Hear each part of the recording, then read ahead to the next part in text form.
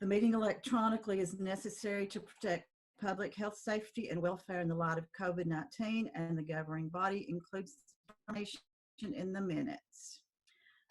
Brandy, can we have a roll call vote to establish quorum, please? Ms. Hahn?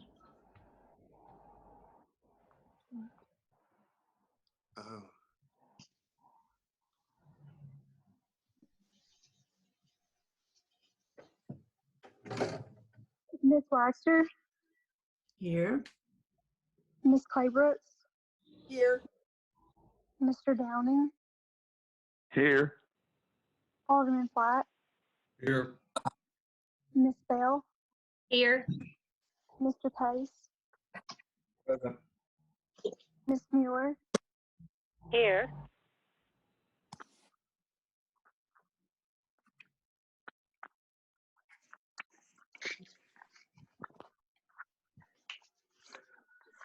Ms. Malone,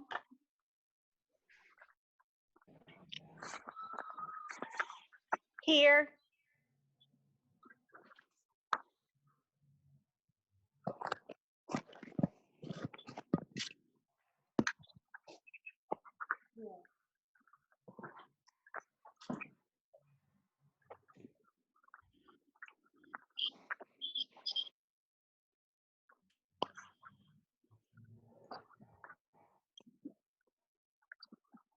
Is that everybody? Yes, that is everyone. Okay, we all got the February 18th minutes in our packets. Does anybody have any amendments to those meetings? No, ma'am. No. So do we have a motion to approve the minutes? I so move that we approve our minutes from the last meeting. I second that motion. Okay, thank you.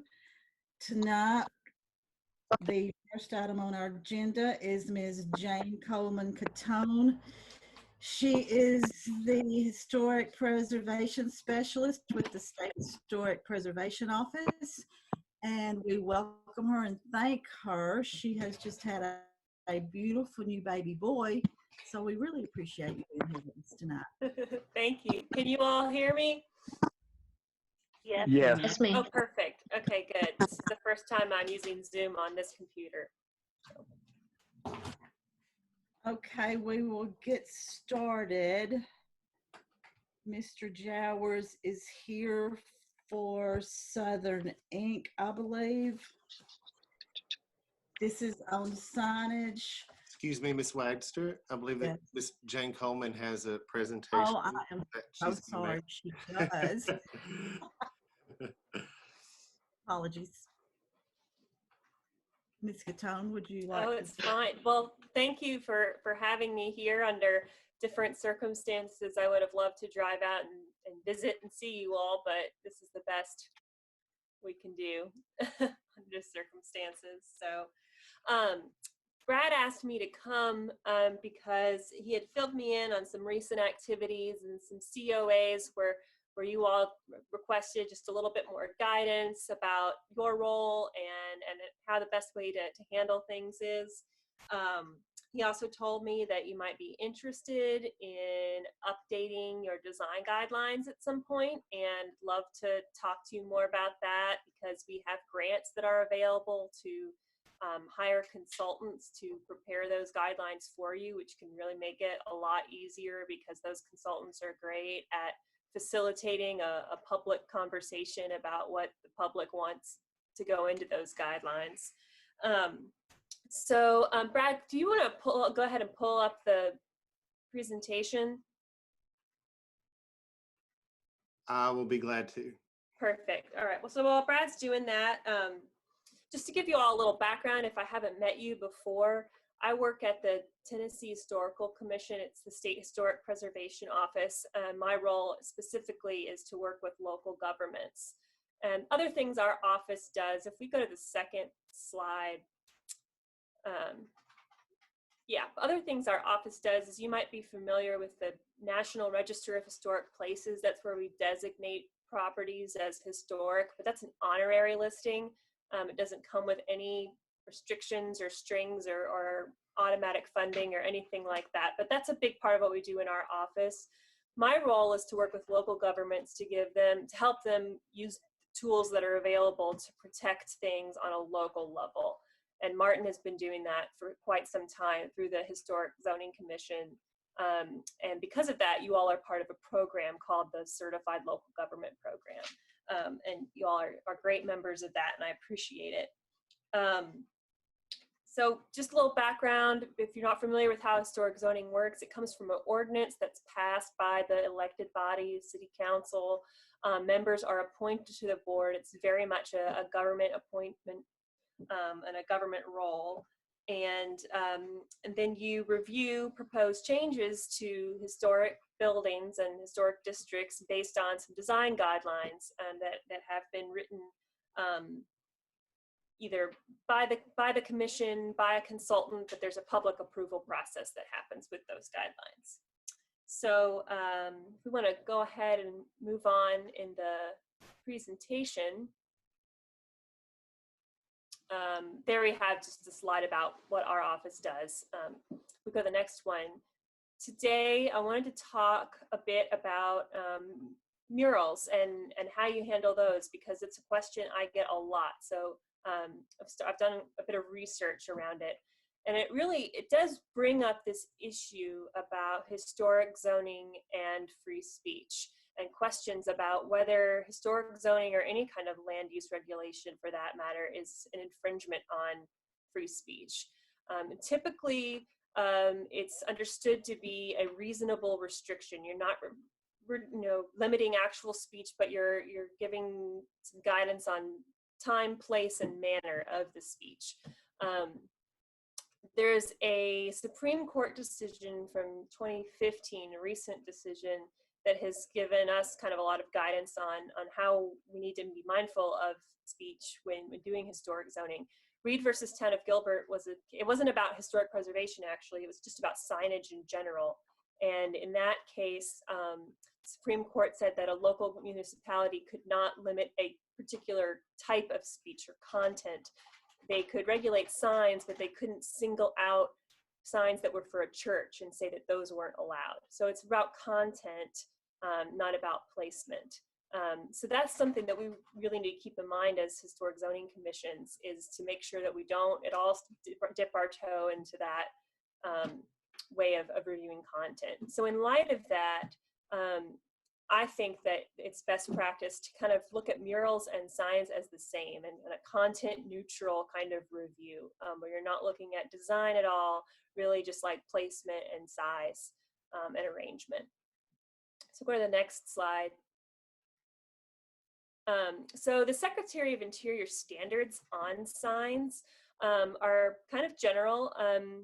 Secretary of Interior standards, if you're not familiar, that's what the federal government they give guidance and best practice on treatment of historic buildings.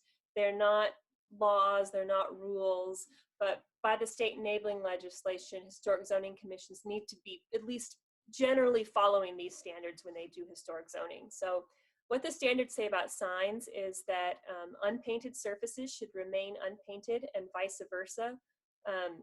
A situation where you wouldn't want to unpaint a painted surface might be something like these great historic ghost signs that you see in this picture. That's part of the historic fabric that you'd like to try to maintain. Also, with signs, architectural features should be retained and not obscured. You shouldn't cover up a window or a door completely with a sign. And local design guidelines review signage so that these standards can be upheld. So that's the purpose of the guidelines. Go to the next slide. So with murals in historic districts and on historic buildings, I turned to the example of Philadelphia, which I visited in college for the first time. And I went on an arts trip where we did a big tour of all the amazing murals done by well-regarded artists are all over the city. It's also a city that's well known for its preservation, especially Revolutionary War history. There's Independence Hall right there. So I thought Philadelphia, they have found a way to have this vibrant art scene incorporating modern art and historic and have great preservation practices at the same time. So I turned to see what their local ordinance said, and that's on the next slide here. So this is straight from their Historic Commission rules and regulations. This is from their ordinance, and they are basically saying that there are, well, and another part, they kind of say that they're looking at murals and signs in a similar way. They're using the Secretary of Interior standards for signage as guidance here, saying that they shouldn't be placed directly on historic fabric. They shouldn't obscure historic fabric. But they also make sure to say that they are not reviewing the content of a mural. If there's a surface that, you know, it allows for a mural according to the guidelines, they're not reviewing the subject matter or the colors or anything like that. But they do say where the murals can be. So I think that might be the end of my presentation. I'm not sure. Oh wait, yeah, I like this. This is great because this is an example of a mural in Nashville that is on a historic building, but it's not on a building that's listed in the National Register, and it's not part of a district that's in the National Register. It's lost some of its context, but it's really brought to a lot of life and character to this building, and it's a much beloved mural in the Nation's neighborhood, which is a revitalizing neighborhood in Northwest Nashville. So I look at this and I see opportunities for murals on non-contributing buildings, what we call non-historic. Basically, they're non-historic buildings or buildings that don't have the historic integrity. They're not. There's nothing to really preserve anymore. But that's a great place to put this kind of public art, and your guidelines can be written in a way that allows for this kind of expression if you choose. Great. Might be the So end. I'm not sure. Jane-Coleman, would you speak to the fact of where, you know, us maybe wanting to apply for, you know, some funding for help with our guidelines? Maybe you said that in the beginning when I was busy orchestrating the sound, but Sure. Yes. So I know that we're working in that direction. yes, absolutely. I would be the contact person for that, for these grants. There are federal historic preservation fund grants that are administered through the State Historic Preservation Office, through the Tennessee Historical Commission. And basically the application would be due in January of next year, and you'd get the funds sometime in the late summer, early fall next year. And you'd have 9 months to a year to complete the project. There is a 40% match, but that match does not have to be in cash. It can be at least partially with in-kind staff time spent administering the grant. And I can provide you some examples of some grant-funded design guideline projects. Because you're a certified local government, you get extra points and consideration in the grant application process. And so I have no guarantees, but I have confidence that if you put together the application, you'd be successful. McKinsey is doing a grant this upcoming cycle to update their guidelines. Thank you. The board now is currently unmuted. If you would like, if any of you have a question or comment that you would like to propose to Ms. Cottone. Jane, this is Warner. How you doing? Doing great. When we first started our process of the design guidelines, I wasn't on that board at the time, but I remember seeing the minutes that they would try to preserve, if we had any, you know, existing historical murals, you know, in the district. But at the time when the survey was done by some of the college students, which one of them's a board member now, there wasn't any historical murals in either the districts in Poplar Street or commercial. So that's one reason we didn't address them. We said if there were any, we would try to preserve them, of course. But we didn't add that to the guidelines at the time. So we would, if the board wishes to add that at a certain date, we would need some guidance and, you know, a grant maybe to help facilitate that process. But currently we don't have any guidelines on Sure. murals. Yeah, and you're definitely not alone in that. And I think my advice, and it doesn't have to be followed completely at all, but I would think that if murals are something that you'd like to consider in your historic district, it probably is a good idea to have the guidelines in place before. You have to have, because every decision that you make according to due process needs to be based on your existing guidelines. And if your existing guidelines don't say anything about it, that doesn't give you really much to go on. Does anybody else have questions for Jane? My question is, this is Beverly Claybrooks. I was listening to what you just said, and I guess this question might be to the entire board. So since we have our expert with us at this time, do you think that we should go ahead and move to have guidelines regarding murals taken care of now? No, I don't think we can do that at this point. We have to go through and study. Is that not correct, Jane? Yes, well, you would want to have a draft of your amended guidelines, and you don't necessarily need to wait for the grant, you know, to make an update on one part. But if you were to update the guidelines, you'd need to have a draft and circulate it and make it available to the public and get public comment back. Okay. What kind of timeline would you expect from start to finish on if, you know, we did our part in a timely manner? I guess it's all up to us, basically, isn't it? Yeah, it's all up to you. I mean, to do the grant of a complete design guideline overhaul is a 1.5 to 2 year long process. Right.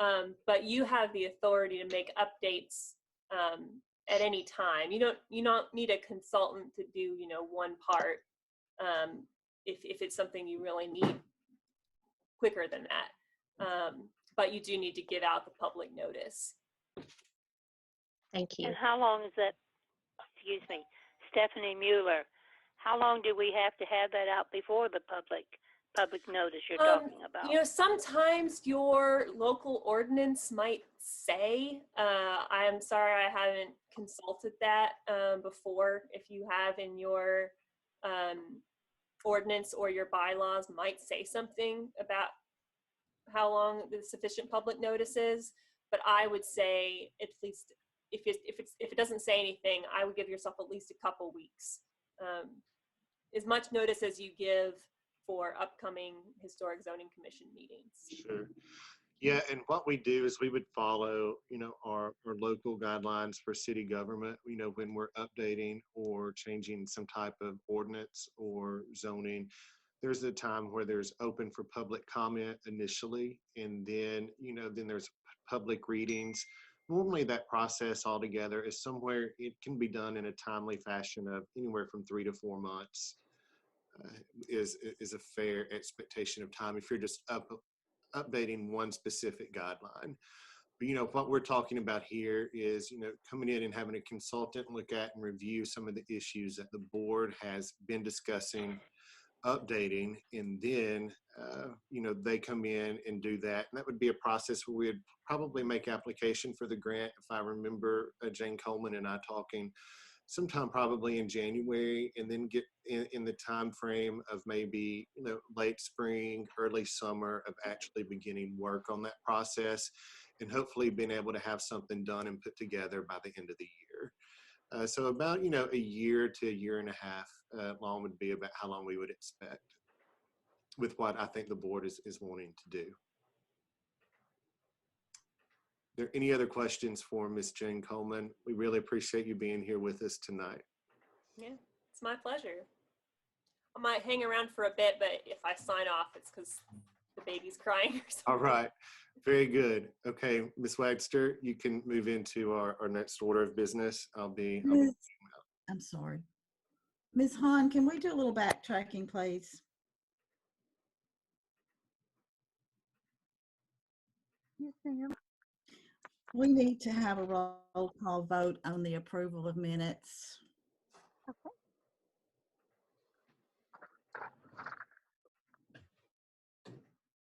Ms. Wagster, Approve. Ms. Claybrooks, Approve. Mr. Downing, Approve. Alderman Flack, Approved. Ms. Bell, Approved. Mr. Pace, Approved. Ms. Mueller, Approved. Ms. Malone,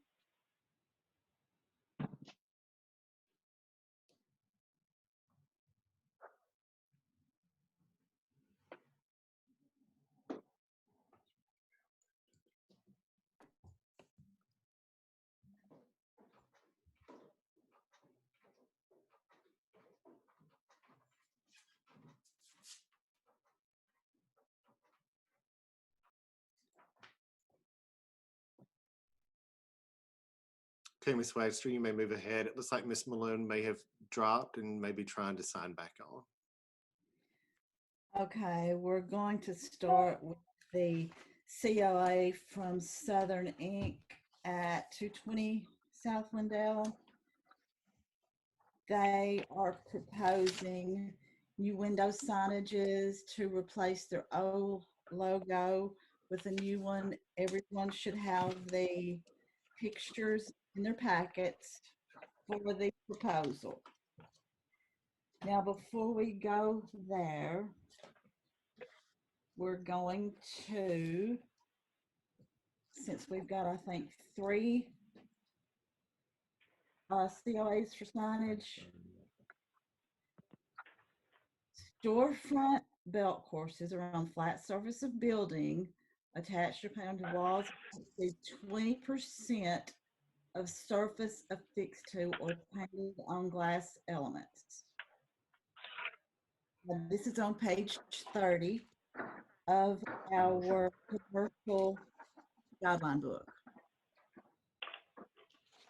I think we're all familiar with the 20% surface. So we need to look at this COA.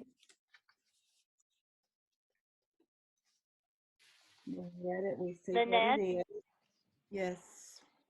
I do not believe I got that in the packet. Anything about Southern Ink. I don't have anything but ink. That's okay. I can listen in. Brad, do we have any way to show or? No, I'm Well, she wouldn't be able to see it. Okay. no. She's dialed in by phone. I didn't get it in my packet either, so it must not be in any. Southern Ink did not go out in the packets. It was emailed out electronically. We did not have that in the packet. It was filed timely, but we did not know that it was filed timely, and it got to us at a later time.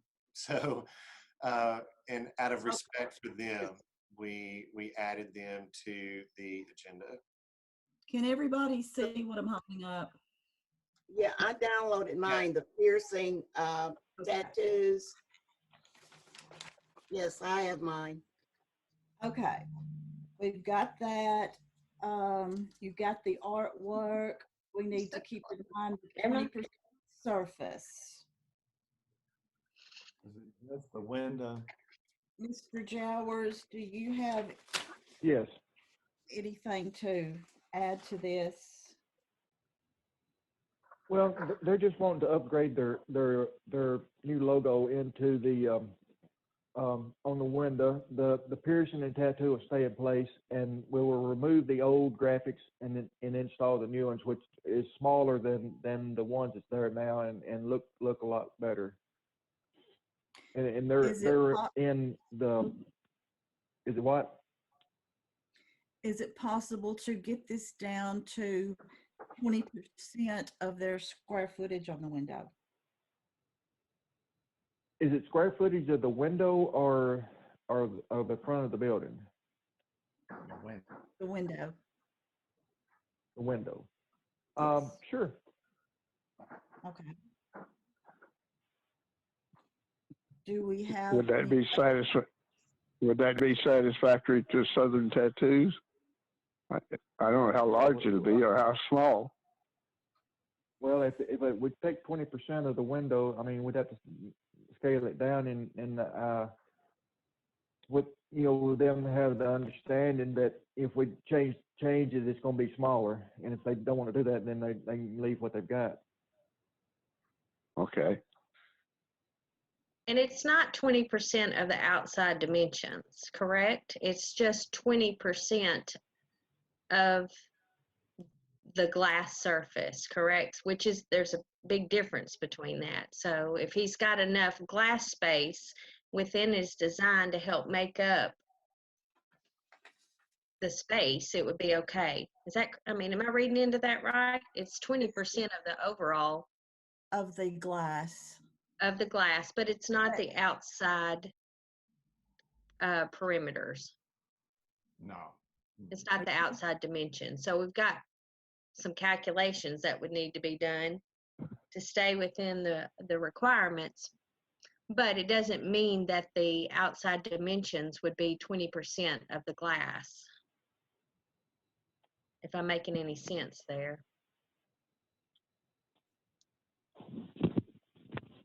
If you need some clarification, it's on page 30 of your book, Anita. Yes, I have it in front of me. I just want to make sure that we all understand we're not calculating from the left-hand edge to the right. If you have 64 square feet available Of glass. of glass, And take 20% of that. Yeah. you take 20% of that, but it's not the overall. For example, Skyhawk Reynolds would be a good example to go by. It's larger than 20% of the window, but it doesn't cover more than 20% of the window.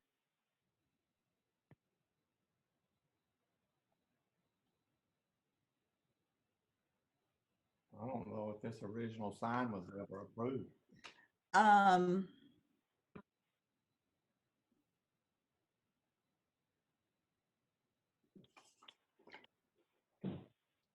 Does anybody else have any questions? I guess mine is, do we approve it at 20% of the window? Or do we, what questions do we have from the board? No questions here on the graphics, just the size, just to make sure that they stay within the guidelines that are currently written at 20%. Stephanie Mueller, it says, you know, painted on glass. Well, that's, you know, that just means the glass part. It doesn't talk about wood frames or anything else. That's reading from page 30. Does everybody else take it to mean the entirety of the sign?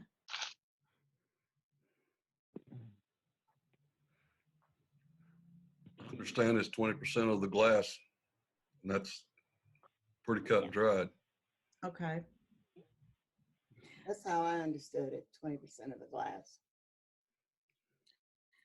Okay. What percent would you say it is? What percent would you say it is now? Ask Randy. 99.9. Yeah, pretty much. It's got some glass on. So Randy? if we don't, Randy, do you have anything else to say? No. I mean, I don't have the book, but you know, if it's 20%, it's 20%. Okay. Well, Marvin Downing, back to what was it? Warner's question: if the sign was ever approved in the first place, does the original sign still stay if he wants to leave it that way? It could have been, but I just don't remember it. And I'm not, without research, I wouldn't know that for sure. I just don't remember ever approving it. But, because I don't think we'd ever approved nothing that coverage in the past, but I think it was just one of those that was done, and then, I don't know, Brandy might know if she filed a COA or something, but I don't remember one. But I'm not saying it wasn't. I had missed one or two meetings, but I could have missed one. We need to make a motion on whether or not to approve this as is written, or if we want to look at guidelines. I think the guidelines are pretty clear, and I would move to approve the sign based on 20% of the glass. Okay. Marvin Downing, just a clarification. So you would have to reduce the size, the sign. Is that correct? The size of the Yes. sign? Okay. I second the I motion second that it. Marvin. Let me ask this. Can it, we're talking about the glass on the window. What about the glass on the door? Can it be included in the square footage of the 20%? I would think the door is a separate issue. Stephanie Mueller. Separate issue? Okay. Okay. That's I- what I I just think asked. also, Beverly Claybrooks. Okay, did we get a second for Marvin's motion? I think you got two. I second it, and I think Anita seconded it at the same time. Am I right? That's correct. Thank you. I didn't mean to talk over you. It's hard No, to you didn't. hear with the You were delay. we're trying to get it finished. Ms. Hahn, can we get a roll call vote, please? Ms. Waxter, Uh, Ms. yes. Claybrook, Ruth? Mr. Downing, Approve. Alderman Flott, Approve. Ms. Bell, Approved. Mr. Pace, Approved. Ms. Mueller, Approved. Ms. Malone,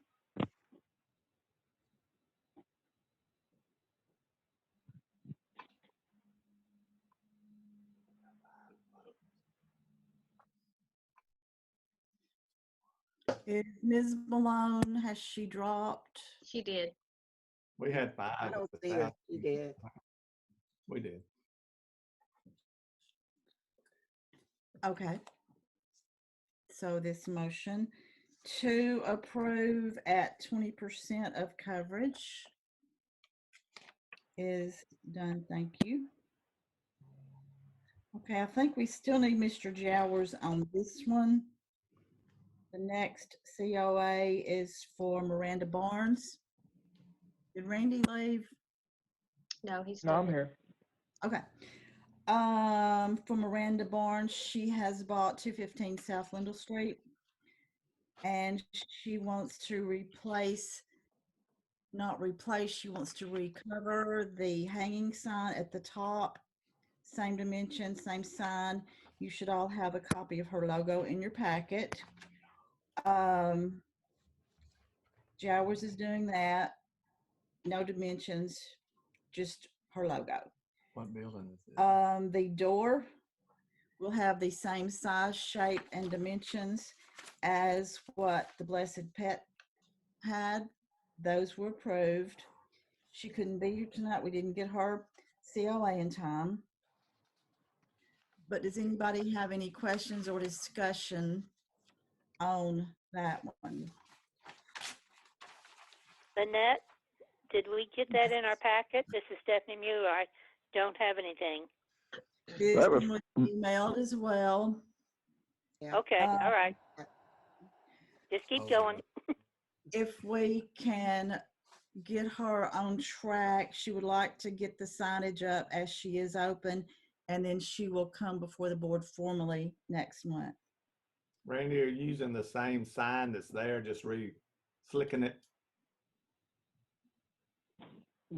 It's going to be a round circle, and I think that's what's there now. That's what I remember. Looking. But you're just Yes. recovering. Recovering what is what's that? there. with Yes. this Yes. logo. Yes. Yeah. Okay. That's fine. That's what I knew. That sign had been approved, and it's already. Then we had addition when the other guy was there. can I get a motion on this to give her the go-ahead to move forward and then have her in front of the board next month? I so move. Oh, I need to say more? Okay. We need I a second. move to accept Ms. Miranda's application for putting a new circular sign over the one that is already there. We need a second, please. A second. I thought we did. Okay, so this one is approved for her to move forward, and we will see her next month. Ms. Hahn, may we have a roll call vote, please? May I ask one question quickly?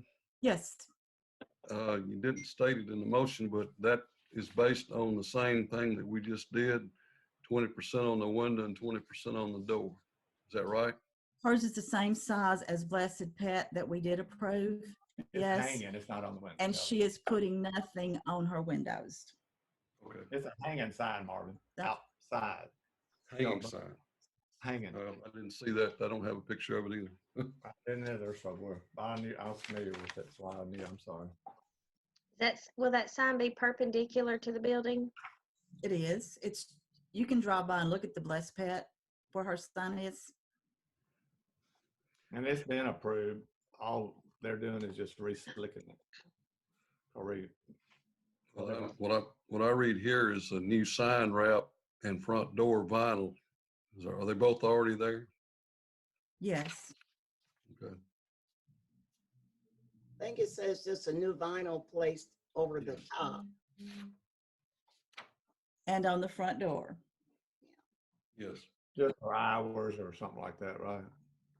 Randy, what's gonna be on the front door? Logo. The same logo. It's gonna be a circular logo on the front door. And just their address or something? Wasn't any mention of it, but I would think the address is up above. She may put an hours on there underneath it.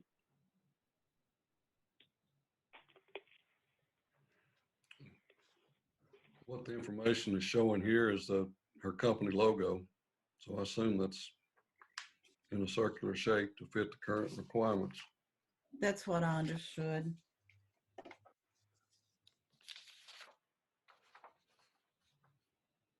Since she's not here, Randy could make sure that happens and makes it match the top. That's no problem. Are we ready for a vote? Yes, we'll need a second to that motion. I seconded it.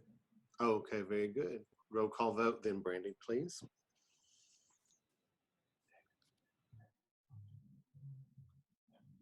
Ms. Waxter, Yes. Ms. Claybrooks, Approve. Mr. Downing, Approve. Alderman White, Yes. Ms. Bell, Approved. Mr. Pace, Approved. Ms. Mueller, Approved.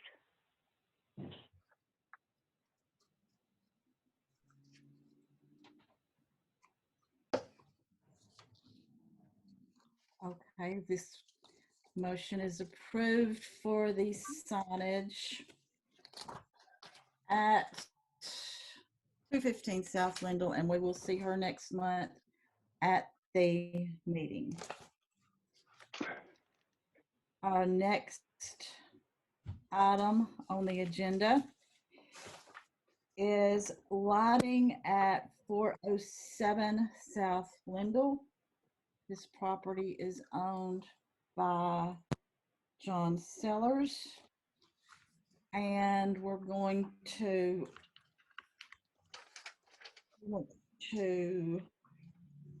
add lighting to his business. Does everybody have these pictures and information and the diagram of where he wants the lighting? Yes. Yes.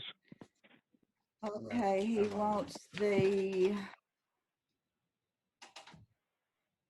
5 installed on the front and 3 on the awning.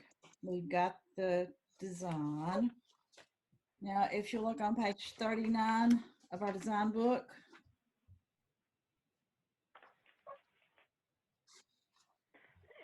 the first item is to preserve by maintaining or repairing original light fixtures where they exist.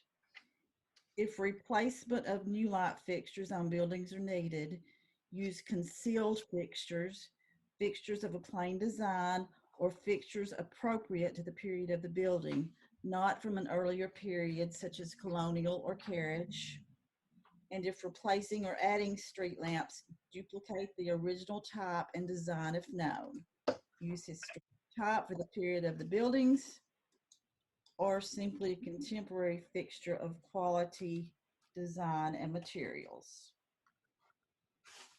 Miss Lynette, I have a question. Okay. My photograph shows 5 little circles, but the description describes 8.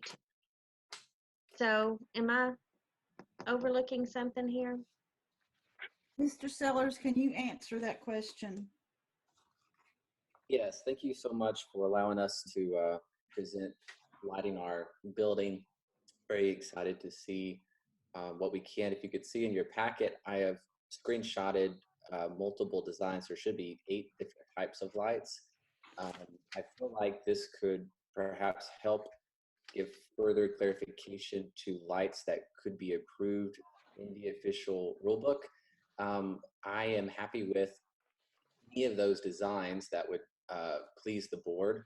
In the front, there should be 5 little dots that would represent where the lights would go. These are of the proper error that the building was built in, and they are encased as is by the rule book. The specific question is the front and back. I think that would equal the 8. I think there's 3 on the back, 5 in the front and 3 on the back. These are not colonial. These are error approved lighting, and there's multiple for you guys to choose from. That way y'all could help me choose what lights would be appropriate, and then further clarify in the rule book what would be allowed in the future. Okay, John, the question is actually, there's a photograph that has 5 locations on the front. The 3 you're talking about on the awning, are they on the back of your building? And do we have a photograph of that? The picture is of the front of the building. That would be the front of the building that those lights would go on. Yes. I believe Brad should have sent you the picture of the back with those lights. I had no control over the packet design. Okay. That would be a question for Brad, I guess. I'll be glad to go back and look, but good. 3 of them need to go on the back to light the building properly at the back. That would be 3 across the awning, and then 5 across the front awning. The picture you have is on the front. Those would go on the front. Okay, so the ones on the back, let's see if I can picture. Will they go under the awning or above the awning? They would go attached to the awning. I guess you could say that would be above, but where it would hang down, it would mimic the front design because it's basically the same. Do you have your copy of that photograph that you provided? I'm not able to pull it up at this time. It's buried in an email I sent to Brad, nor do I know how I would even share it with you through this Zoom Okay, meeting. I think, yeah, right. I don't know either, other than if you just we're able to maybe screenshot it, I'm able to pull up the rest of your packet. I can look for it. Okay. That's all the questions I have. I just was trying to account for all 8 of the lightings. Yeah, I think I can find this. Looking just at the front, did they do that? I don't know how they're gonna mount on that little eave or something up there. Let's see That's here. the appropriate place on the outside of an awning. I think most are on the building where they were. Originally. Yeah, the original lights were. I don't think so. those are like the side door lights or something. Those are not appropriate for an awning even I now. did include a multiple set of designs for you guys to pick from. That way we could properly light the property. Hang them down from that awning. Yes, as many buildings do in historic districts to light the property. I haven't got any historic Glasses here. reference of that at all. Do you have a reference you could send us on that, John? It'd be in the pack. I would not be able to provide it, but any observation of downtown architecture, you would see lights hanging from the, well, not hanging, installed into the awning. That would not be temporary. They would be enclosed and built to the air of that property, which would be what it is. And I do feel like this would not only beautify the town, but beyond that, build more commerce into the downtown, especially during this pandemic time of showing people that businesses are open. I think that should be Board members, do y'all have any more questions about these or concerns? Well, John, are you saying that you would, pardon me, I'm sorry, John, Brad. are you saying that the lights that you've presented to us, that you want us to help choose those? I simply, that would be awesome, yes, but I wanted to include multiple different lights to make sure that that could be approved or not. I don't want to push a specific thing. My goal is to light the outside of my building, and if one of the, I believe there's 8, there might be more than that, is approved, I would gladly just put those up at this point. I felt like I had a large enough variety of those lights, and that's my goal, is to light the outside of my property so people know they can come in and it can be more beautiful for Martin to, we can serve our community that way. So if any of those work, that would be great. These would be hardwired, correct? Just Hardwired, yes. installed, no strings, no hanging. Okay. I just don't think they're approvable in a historic district. These are more house lamps. And I'd be glad to help you with a plan that might be approved, like we did, you know, some can lights up under there that would highlight your windows. I'd be more glad to volunteer and help try to get something that would match the guidelines. And I've offered previous meeting, but I publicly offered again if you would like me to help. I would ask. I know that I hear you, and I appreciate your comment. I am pressed for time in this. I know that the first meeting was, this pandemic happened, and it had to be pushed off. I know that it was the 3rd month of this year that I submitted this. If moving forward, if these lights are not acceptable, could there be an expedited process of me working with you guys, and then, you know, there could be some more movement instead of waiting another month or 2 months to be able to light the property? I don't know if there's rules that allow that. My goal is to light the property. It's taken a very, very long time to be able to do that. Granted, there's been a pandemic, and I understand, but there's been a pandemic and I need to light the property. So is that possible at all? I think Marvin Downey, I have a question. Could we authorize Warner to help him make that decision and move forward on the type lights? Yes, well, this is Stephanie Beverly Mueller, I Covers, think and I have, Warner has made an offer. He didn't put any timelines on it, since Mr. Seller seems to have a very tight timeline, but let's hope Warner and him could work that out. I like Warner a lot. I think he has a good style. I would be okay with that. Okay, I think my concern. Hang on, I keep trying to say that. I think that Warner has already said that he would help you, and then you guys could work on that timeline. And I think that he knows the district and he knows our guidelines. Yeah. And he would certainly be very helpful so that we could get this right and we could get this taken care of. That sounds great. I am agreeing to that. I think the question on the table is the expedited process. After we choose the lights if that thing can be installed in a quickly manner. Well, Marvin Downing, that was the intent of my comment or question. If we could authorize Warner to act on behalf of the group and then install.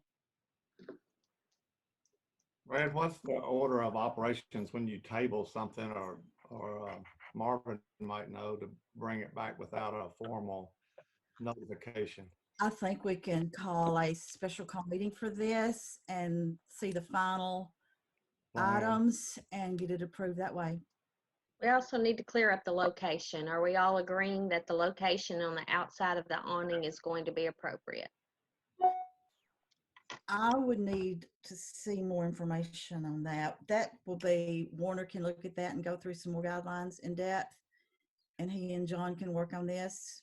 Okay, so do we put this up for a vote and then they submit a revised COA and we have a very quick meeting so we don't hold them up? Because as it is, we're saying no to what I didn't think there was a problem with the lights, but just for the record, if we're saying no, we need to tell him no and offer, and then they resubmit their COA. I think that's what we're talking and what we've done. If everybody's in agreement with that, John and Warner can get together and we will. Yes, that call a sounds special good. meeting. And I don't have. Well, Marvin Downing, I was hoping we could authorize John and Warner to move forward together. If he likes it, then installed. If Warner knows and he does, then we can just install. Right. Yeah. Now, what the board is saying, Marvin, is what the board is saying here is that they want Warner and Mr. Sellers to work together to form a solution, bring it back to the committee quickly in a non-formal sense of where we're just tabling this issue, and everybody say yay or nay on it. And if there is not unanimous agreement, then then at that time we would call a special called meeting, which we could do so within 7 days. That's the same. It would have to be a public notice. That's the same process of being rejected a second time for 8 different lights. That's the same process. So I'm trying to light the property. Well, John, this is Beverly Brooks. I don't think you're being rejected. I think we're trying to come to an agreement, and Warner knows these guidelines and rules. And what we want him to do is to work with you. You guys work it as a team. We're not rejecting you. Okay. This is a compromise where the two of you work together as a team. Yeah. You bring it back quickly to us so we can get this taken care of. Okay, so timeline could be, and I appreciate that, timeline could be me and Warner meet, we discuss some lighting, we both agree, it goes before you guys, and in a matter of 10 days, there could be something installed. Is there enough time for due process and all of that? I think so, John. If y'all were to meet tomorrow and come up with something and get that back, and we have time to formalize this and get everybody back together, assembled very quickly within 7 days, I'll be more than happy to try and accommodate that. It's just we have to have a formalized process of approval. So, for right now, we're tabling this. You're getting it worked out. You come back with a plan, and we'll get it turned around as quick as possible. And I think the committee is more than willing to work with you on that.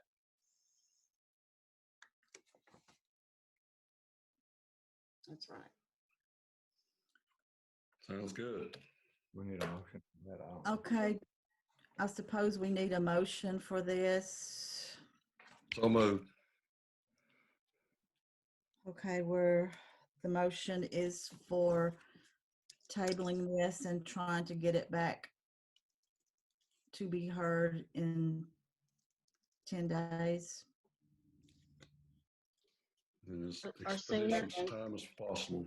As soon as possible. Soon as possible. I mean, I think we're all committed to make that happen, and I second that motion.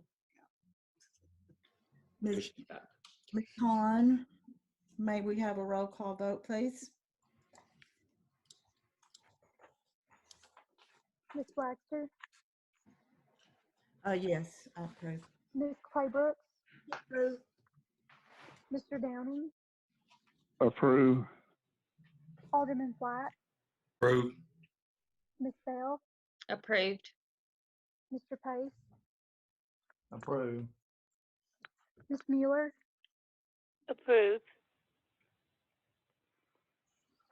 Okay, so approved. Thank you. And we will move on to the next item on the agenda. This is the COA by Courtney Sellers at 407 South Lindell Street. Ms. Sellers asking for, is Courtney here? She's on the road. She was hoping she'd get here just in time, but she's coming back from Memphis. Would you like to play Courtney?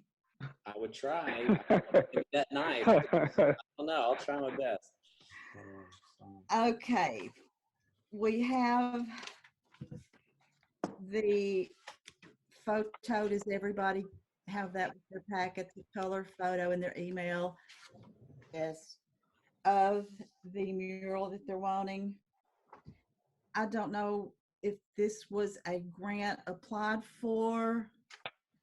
I can clarify a little bit. Would you please? Was the grant applied for? No. Okay. I do have a little bit of a thing to say, but I don't want to interrupt you on any of this. Okay, the mural is there. I want to go into a few items from the guidebook. It's on, give me 1 second. 1 second, 1 second.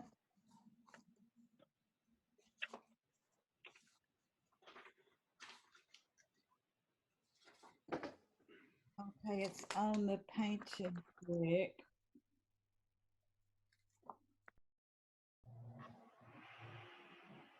I have lost my page, so bear with me.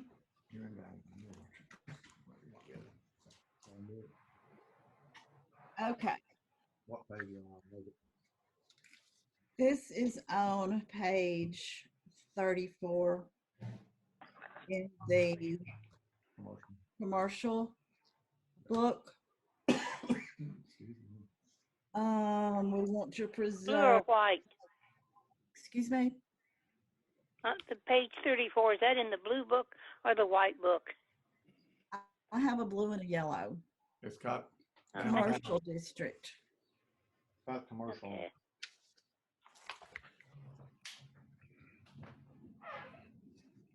Okay, in our guidelines, point number 2, rear and side entrances can be enhanced by adding simple signage, awnings, and lighting that is related to those of the front facade. When you go to point number 6, coordinate the treatment of rear and side facades with that of neighboring structures and businesses where possible for a unified look, especially for things such as parking, paving, etc. And then we have the coloring guidelines that may be in the yellow book.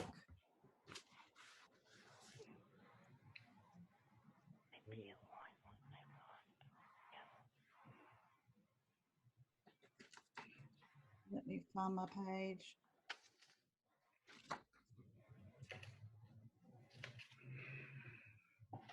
Sorry.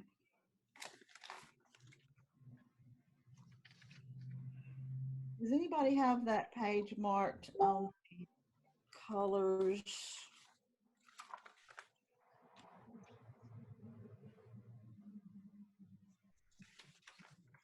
It might be page 116, section D, item 6 talks about works of art and signage and the authority. No, we're looking at the colors and the.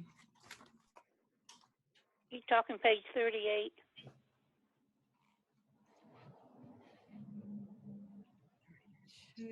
One second. No, I'm not talking about that. I'm talking about the colors and the appropriate Yeah, there's suggestions, but there's no restrictions. The only thing we passed later, past the guidelines, was it had to be in a recognized historic color chart, and we were around 10 or 12, and that's in the minutes somewhere. That was one revision to these guidelines. Okay, it's on page 38. This is for painting non-masonry or previous painted masonry. Keep color schemes simple, using no more than 4 colors. Use colors of are complementary to the dominant neutral building material colors of the structure or other in the areas. Do not use loud, harsh, or garish colors. Use softer muted hues. Overall, those with gray or white added to the basic hues, not pure hues. For the body and to highlight architecture details, the same. Use mildly brighter tones to subdue to bring attention to interest signs or awnings.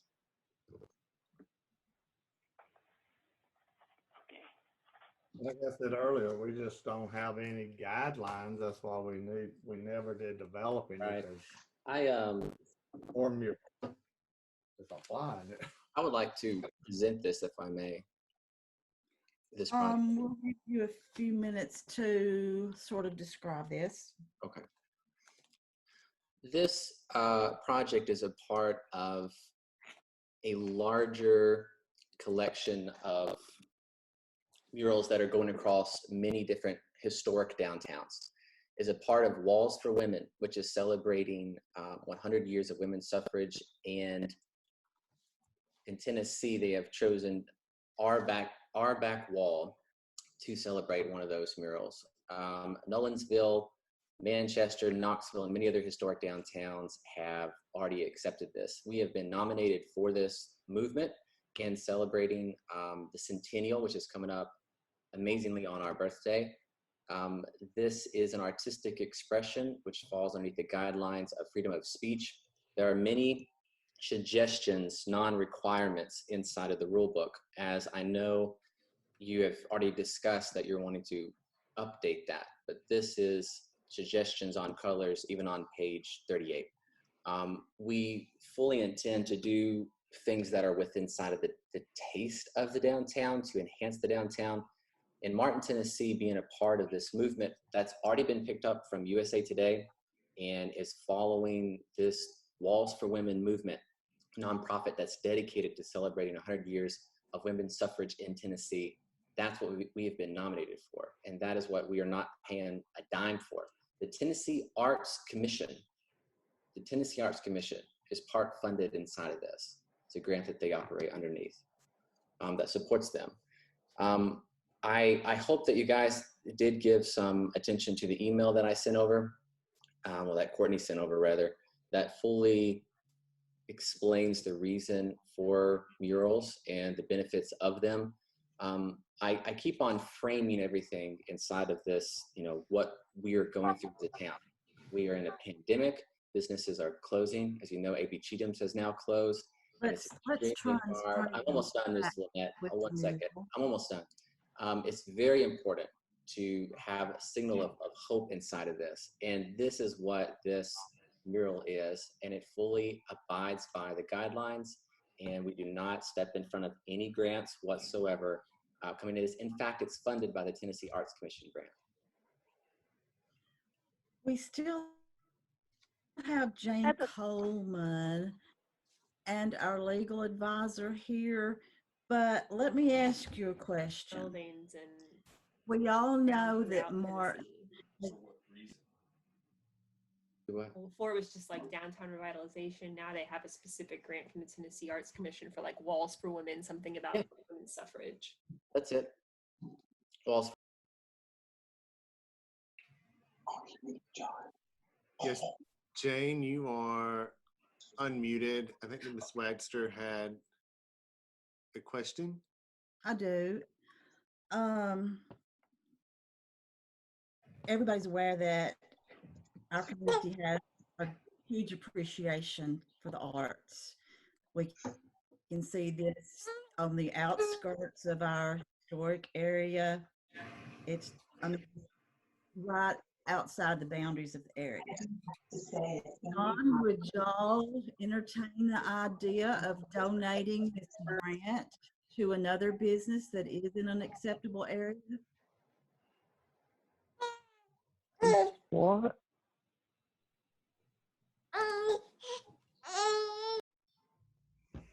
Brad, can John hear?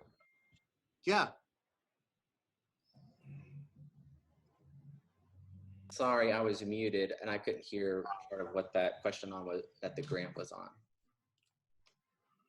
Are you speaking to me or Jane? Oh, you.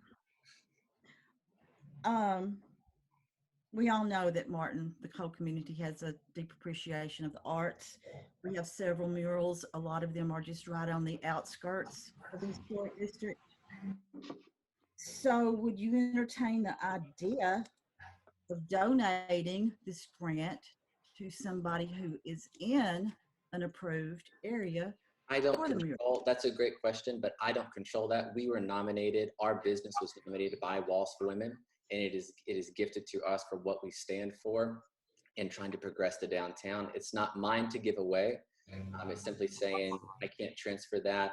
They've agreed to donate this to our property, and it is along with many other historic downtowns, Knoxville, Manchester, Nolensville, all have these in their historic districts, and USA Today has picked this up into an amazing story. I don't want Martin to miss out on this, specifically celebrating Walls for Women.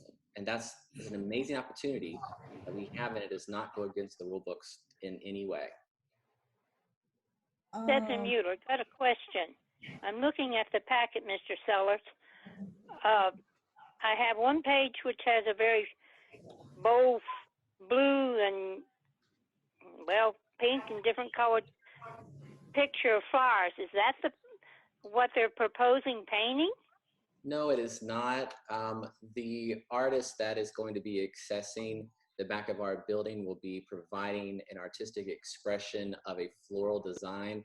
It's impossible to be able to get a blueprint from that. It's an artistic expressionist, the way that she works. This was simply a reference picture. We actually wanted to go through all of this process, go through the due process of being very transparent and open with the board, in that it is something that we want to work together on and we do not want to divide. That picture is a reference picture. It's impossible to know what exactly will go on there, but we feel like it's going to be floral. Once again, this is a nominated painting, so nominated mural that's being gifted to us that's celebrating Walls for Women. So I'm trying not to have so the picture would be somewhat of this gender. Perhaps. I think that's safe to say. Okay. And I'm not going to dictate what the movement is going to be. So.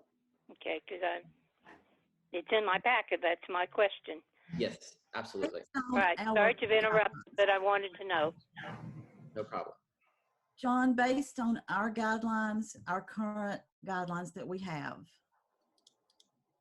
help us justify absolutely approving a mural in historic downtown. Absolutely.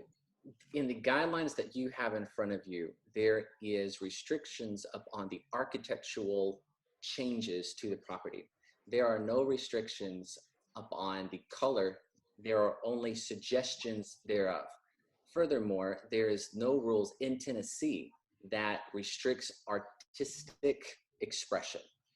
We're not speaking artistic expression. Yes, we are. This is a work of artistic expression, which is a freedom of speech on a private property that is owned, and we are abiding by the architectural restrictions upon the property, but not anything that we're not disobeying anything in having this mural, accepting this mural to be installed. There is nothing in your book that has restrictions upon this. In fact, you're talking about adding more and you're consulting to changing more to be able to control it more, which furthermore supports the point that there's nothing in the book that restricts this. I think that the focus on this is saying Martin has the ability to be a part of something that means a lot to Tennessee, that connects other local historic downtowns to one another. And that's Okay, how you justify. I don't want to interrupt, but let's stay on your mural. It is the mine, and it is connected to that. Nowhere in your book will you find that there are complete restrictions upon it. There are suggestions. And when you get into freedom of speech, that's a whole other ball game that the book definitely has no legal right to even go about. And I don't want to get into that. I'm excited about this, and I feel like this can be a huge thing for Martin, Tennessee, and us. And that's how it abides by that. Ms. Wax, I'd like to ask Mr. Kirk Moore. He's unmuted now. He's our city attorney. I would like to address before, it. I don't want to interrupt anything. I do have someone I want to speak on my behalf as well after Kirk, and I'll be quiet. You can mute me again if you like. I do want Scott to speak on this matter, which he's brought in on behalf of Walls for Women after Mr. Kirk speaks. So I don't think the issue is anything about like Walls to Women or the concept. The issue is just a mural in our Martin Historic District. Sure, he's going to speak upon that specifically and the work that he has done in numerous downtowns, but specifically to ours. So after Mr. Kirk speaks, I would hope that you would allow him to speak about something that's very important to our downtown. The board can take that into consideration if it's in there's These no are public comment. meetings as well. I am to understand if that could, definitely be considered highly. I would appreciate that. Sure. Kirk? Kirk. All right, I'll be glad to answer questions. What do you guys want to know? Could it be placed on the inside of the building? Say that again, please. John, could it be painted on the inside of the building? And people would have Yes. to come in and be a patron to see it? My understanding of what you're asking is, could this be done on the inside of the building? I mean, we don't restrict the inside. Right, that's where I was going. And looking at your guidelines and rules, it addresses exterior issues, not interior issues. So that would be correct. Is it possible to check with the foundation and see if it could be donated to somebody else? I think that would be an issue that could be addressed and looked into. I believe Mr. Sellers, presuming what he is saying is accurate, that it has been donated to him and he cannot transfer it. That would be at least a conversation that he would start with that organization and then bring that back to the board.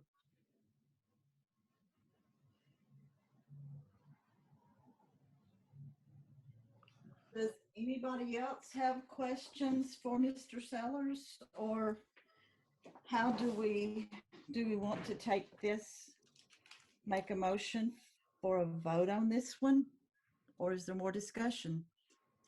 Sure. We had Kirk Moore was on as our city attorney who was answering questions. And that's who the board was directing questions to at that time. If there are questions from Mr. Sellers, he'll be unmuted at that time when they'll be addressed. But right now he's muted so that he won't be over speaking. But we'll definitely unmute you again, Mr. Sellers. I understand that you're muted and see your sign. Kirk, do you, I have a question regarding, there were concerns from Mr. Sellers about artistic expression and freedom of speech, and that this is, that murals are allowed in our guidelines, legally. Can you answer anything for the board that's in that description? Well, when I read through what you all have as rules and the guidelines that you abide by, there does appear to be language that deals with painting, it deals with walls, it deals with the exterior of surfaces that you all do have the ability to have some say-so over. There is law, whether it be from the Tennessee Supreme Court or the U.S. Supreme Court, that does take into account the aesthetic features when it comes to approving or being involved with what you all are doing. And so it's not just simply a blanket First Amendment issue that trumps anything and everything. That is part of the consideration, but the aesthetics can be taken into account, and you can also continue to apply your rules and guidelines as well to see if it's appropriate or not to approve it. All right, thank you. Does anybody, Mr. Sellers, yes, you have a question? Just 1 second, please. There you I go. have two things. I would like to know specifically in the law, not your interpretation of it. I want to know exactly the guidelines that it takes into account that restricts this specifically in an acknowledgement of the book by the number. And secondly, I want to ensure that Scott, which exactly knows our own historical rule book and can speak to many factors, has time to be able to illuminate this matter, not only legally, but in a connection of downtowns and the right to be able to do this, and artistic expression and the freedom of speech. Sure, with is the Scott, the SVV here in the people, I don't see a Scott. Yeah, SVV. Very good. He's raising his hand right now. As soon as Mr. Moore addresses your question, I'll be glad to let him speak. Thank you. On your behalf. What I was mentioning and referencing a moment ago comes from a variety of places. For instance, when you look at our zoning ordinance, when it comes to what the Historic Zoning Commission can do, it's on page 90 of my book, but it's under part 5, subparagraph C, number 3, letter D, powers and duties. It says the Historic Zoning Commission shall have the following powers. When it talks about what you're doing in terms of compatibility of exterior design, arrangement, texture, and materials proposed to be used, that is C. But under D, it says to any other factor, including aesthetic. I have a hard time saying that word sometimes, aesthetic, which is deemed pertinent. So the zoning ordinance in of itself does take into account those things which are considered aesthetic in nature. I also have noted in our zoning handbook that you all are talking about colors. All of mine are white, but this happens to be on page 18, that original building, F under materials, original building materials should be retained, specifically deals with masonry.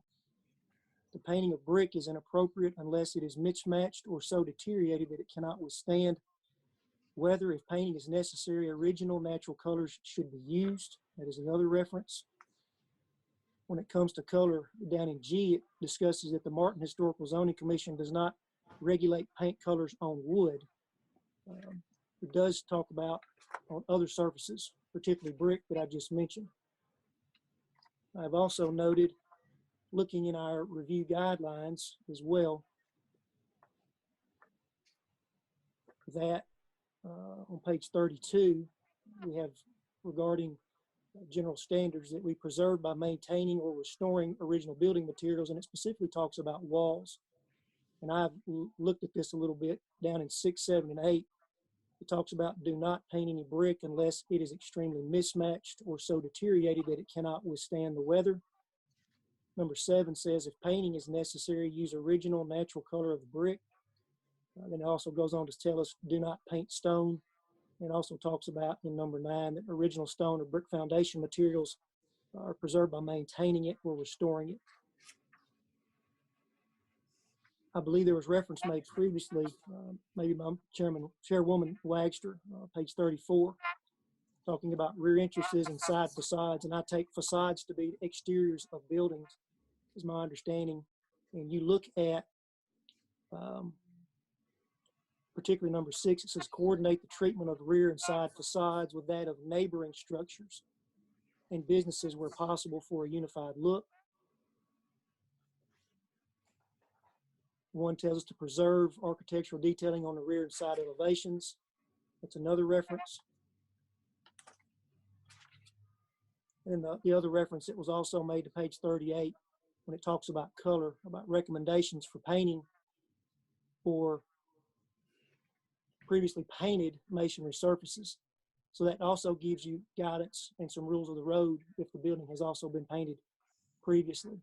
And I just numbered them 1 through 5. They're not numbered, they're just dashes out there. But number 1 would be keep the color scheme simple, using no more than 4 colors. Number 2 would be use colors of or complementary to the dominant neutral building material colors of the structure or others in the area, and it gives some examples. Number 3 says do not use loud, harsh, or garish colors. And 4 and 5 follow about using softer or muted hues overall, using milder, brighter tones as subtle ways to bring attention to entrances, signs, or awnings. So those are some guidelines that do speak to when painting the outside surfaces of these buildings are going to be addressed by the board. So I know that's a mouthful. Let me stop right there and see if that helps, or if anybody has any follow-up based on those issues. These are all regarding signs, and I appreciate your time walking through that. On page 116, section D, item 6 of the General Zoning Ordinance of Martin, Tennessee, it specifically excludes works of art from signage and sign regulatory authority. This is a big deal because, and it makes a lot of sense, because the First Amendment protects that and is granted to all Americans, is contained in the U.S. Constitution, and it forms, it's the very fabric of our nation to be able to do that. If you look, this is another quote. I know that it says, Congress shall make no law respecting an establishment of religion or prohibiting the free exercise thereof, or abridging the freedom of speech or of the press or the right of the people peaceably to assemble and to petition the government for the redress of grievances.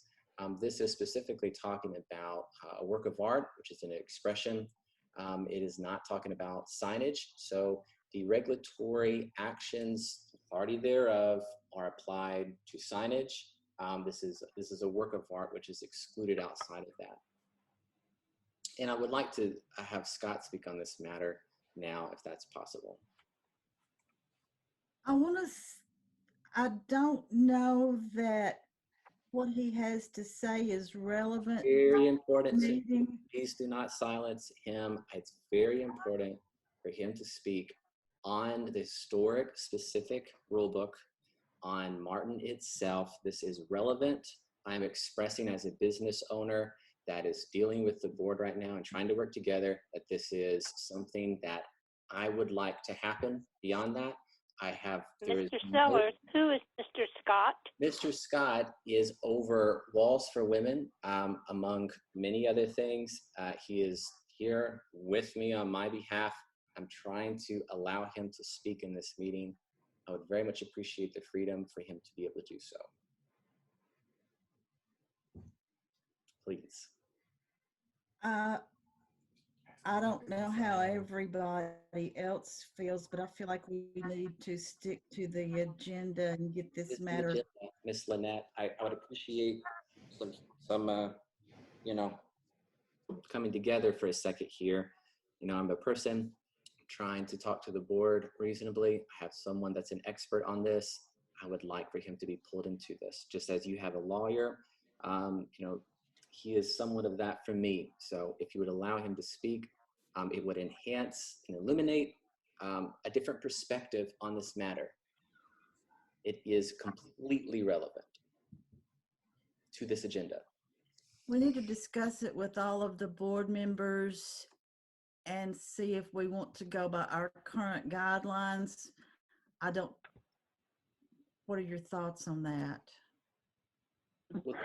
Marvin Downing, Marvin Downing, I'd be willing to hear what he has to say. Thank you. Thank you. Stephanie Mueller, I would like to hear what he says, and would he even allow us to ask him some questions? Good guy. Okay.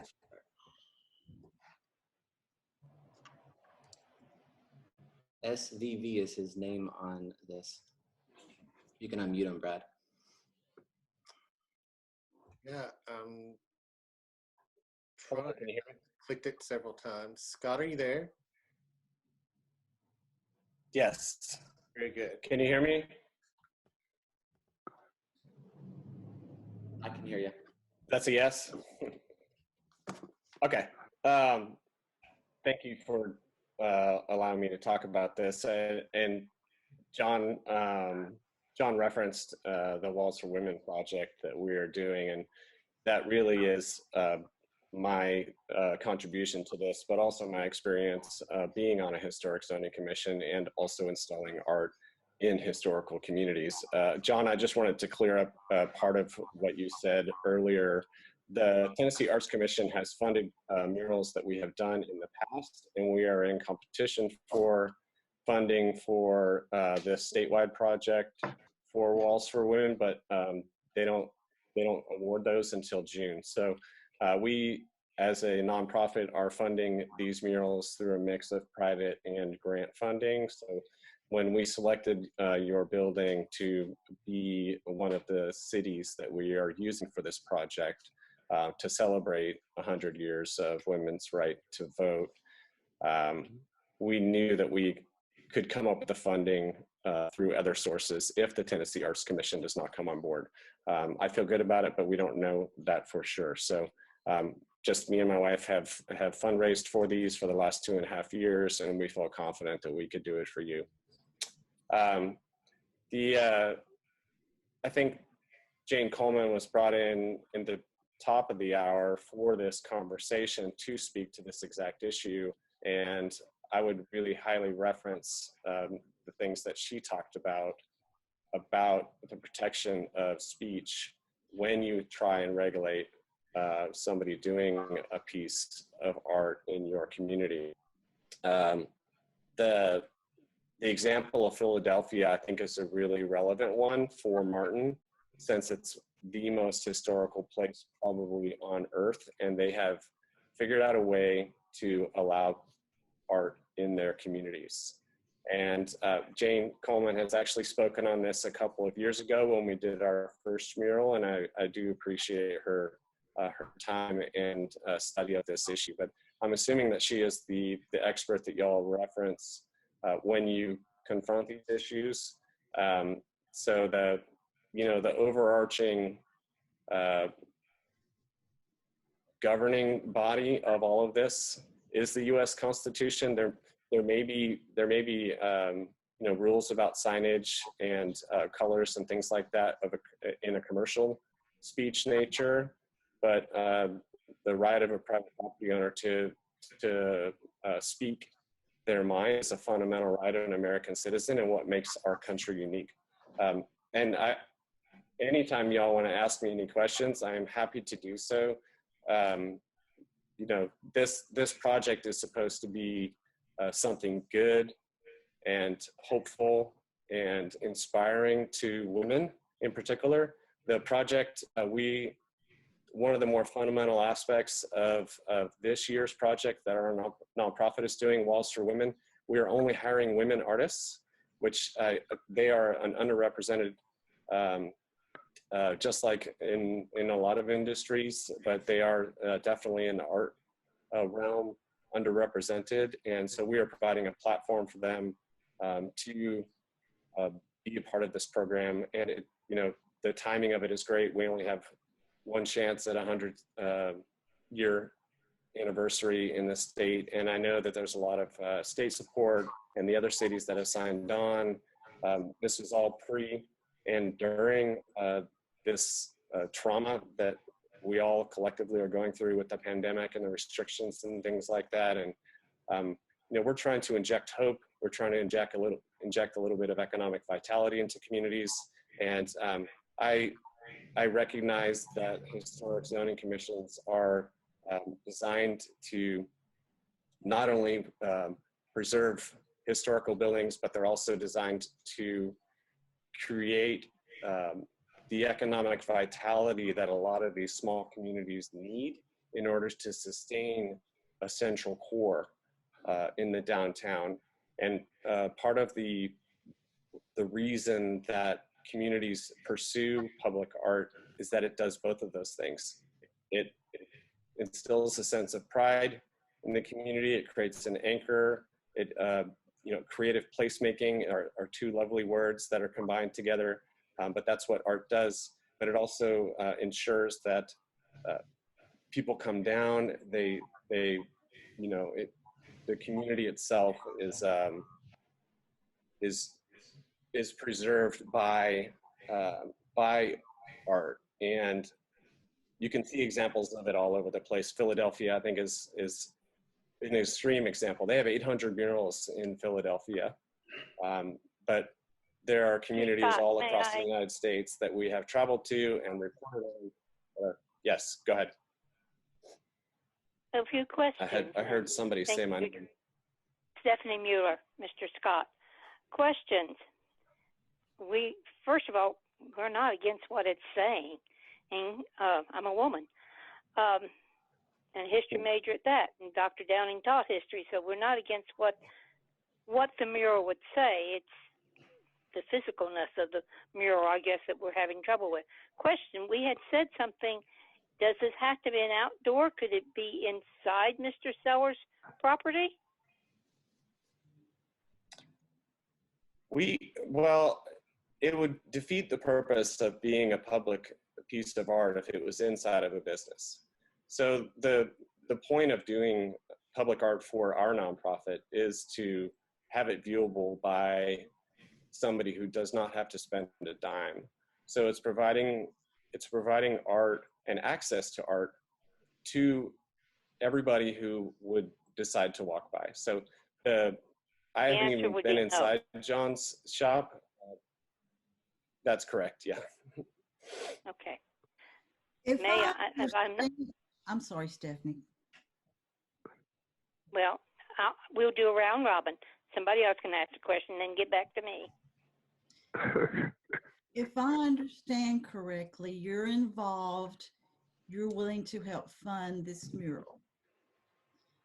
So could it not be relocated to a possibly even a more prominent space right outside the historically zoned area? We love the idea of this mural. So the fundamental ability to install a piece of public art requires a property owner's permission.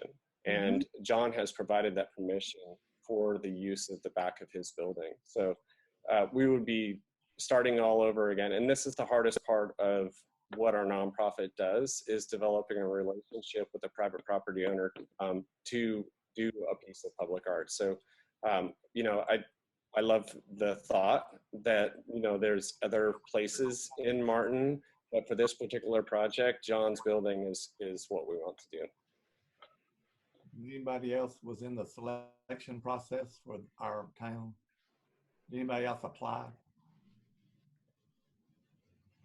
I'm sorry, can you say that again? The volume was a little bit low. Anybody apply in our town for this grant? Anybody else? Or is there an open application that we can see? No, we put an open call out in January of this year to the communities across the state for participation in this project. So it's not an open call. We're going to start doing it in July, so that the timing of it is impossible to manage if we just opened it up right now. The planning process of finding an artist and finding a property owner and then preparing the building and coordinating all of the moving pieces. We have 10 locations across the state right now, and logistically we spread that out over a month, but it's still quite a lot of work. What was the selection process? How was it determined? By our nonprofit. Okay. I didn't ever see it in the paper where you could actually apply, for a building outside of the district or anywhere else. Yeah, we're not that big yet. It's just me and my wife as a nonprofit. So we plan to build to that level, in the 5-year plan. But for the moment, we are just, as a nonprofit, individually selecting participants for each one of our projects. And y'all are going to maintain all these projects after they're completed in all these sites? I mean, who's going to maintain the murals themselves? They have to be maintained each year. Yeah, well, they don't have to be necessarily actively maintained, but part of our process is we have a contractual agreement with the property owner to keep the mural up for 3 years minimum. They could last longer than that, but just as a basic requirement of participation in this is, you know, it's an investment on our end of time and money. So we do ask to keep it up to speed for 3 years. And then afterwards, if it wanted, you know, if it needed to be painted again, or if another artist wanted to come in, or if the building sold, or if there was a tornado, you know, we have thought these things through. But the basic maintenance is an agreement that we will have contractually with the property owner for maintenance of the mural. I think most of us on the board would be glad to help you find another business owner in an acceptable area. And that could, in theory, be done tomorrow. I'm not sure why the back of John's building isn't acceptable. Yeah, me either. Mr. Stephanie Mueller, Mr. Scott, I've got an outside the box question. Sure. Does this mural have to be attached to the building? Can it be put on some giant canvas that would only be there for a while, but still could be removed, even though it was maintained for a while, and then removed? There is such a permanency about what we're concerned about. Is that absolutely bizarre? I appreciate that, Stephanie. And this is actually a very common thing that we have addressed with murals. At the end of the day, it is just paint. We have seen panels installed over, you know, raw brick facades for purposes like this. If it's an abandoned building, but they want to preserve the original brick, then they would put a panel over it. But at the end of the day, it's a thin coat of paint, and it can be painted again. So for John's building, I don't see why that would be necessary. Okay, just had to put it out there. Mm-hmm. I've got one question. It just seems like most of the places that I've seen murals, they're on the side of a building, so that the building is the side mostly frames the mural. Most of the pictures we saw earlier are on sides of buildings.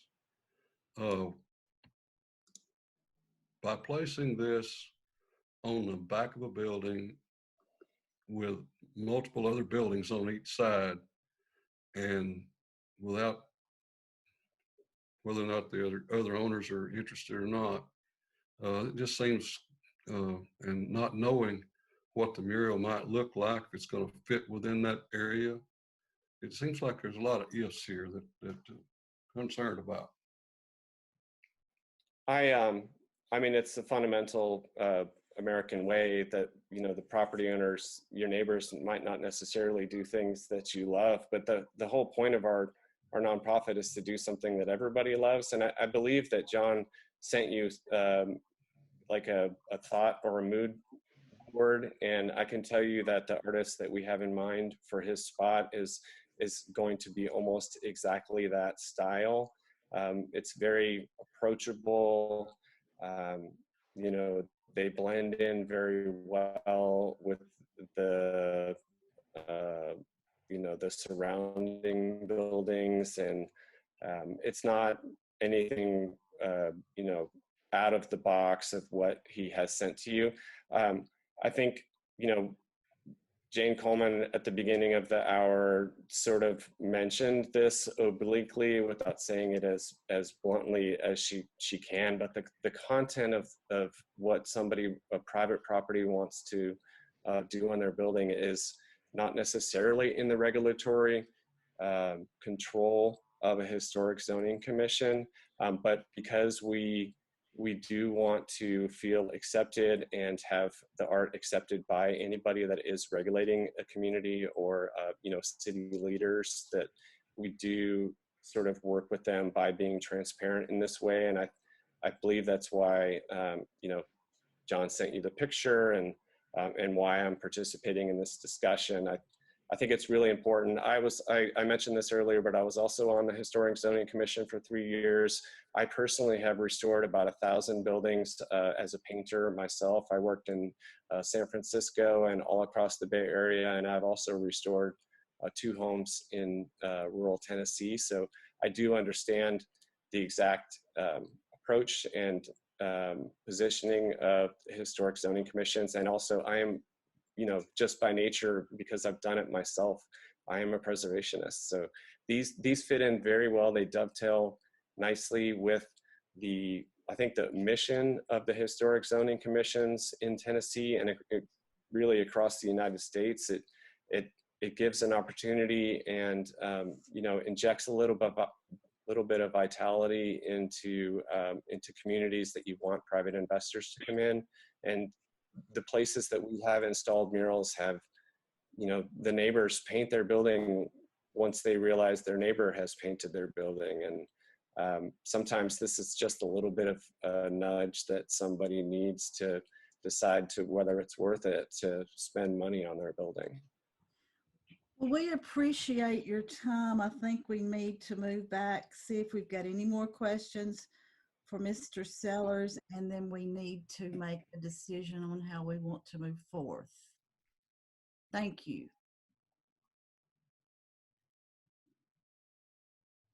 Okay, board members, do we have more questions? I'm sort of like Stephanie, we at least need some type of rendering. Is it going to cover the whole? It will be very similar to the rendering that was provided in that floral design that Scott clarified. It would be to that style and of that size. But it needs to have a rendering of your building and that put on it where we can see the placement of like your signage. Is it going to be included? That will be removed. That will be gone. The windows and all that. You got windows on the second floor. I don't have any windows. It's a blank canvas. And with her approaching that canvas, she might change her mind. How much it's going to cover your building and all that. It's going to cover the whole. It's all up in the air. It might cover half or more, but that's going to be a decision that she makes based upon artistic expression in that. And there's not a control on that. We ain't got guidelines on it. Plus, I'll have a problem approving something we hadn't got a rendering of or some kind of placement of it on your building to see the final product. John, thank you. We're going to get into a board discussion, and I would ask one last thing. I do appreciate the time. It is the last thing I say. I know I'm going to be muted again here pretty quickly. I want to work with the board. I want to grow downtown Martin. It is my objective to be able to bring commerce to downtown, especially during this time when everyone is hurting. I believe that this is 100% a way of doing that. I'm out of goodwill. I'm trying to do this through this process. There is a legal right that I have to be able to install this as a private property owner that falls inside the Tennessee law. But I want this to be I want to be able to say, look at this, our business and the Historical Zoning Commission and the board, we've all come together. We're going to celebrate in this art form, and that's good for Martin. That is my motive and my goal in all of this. And so I'd hope that while I'm about to go, please take that in consideration as you begin to vote. We're all here for the betterment of Martin, so thank you for that thought. And let's get this discussion.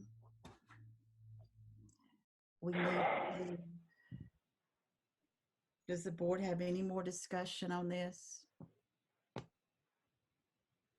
I'm wore out.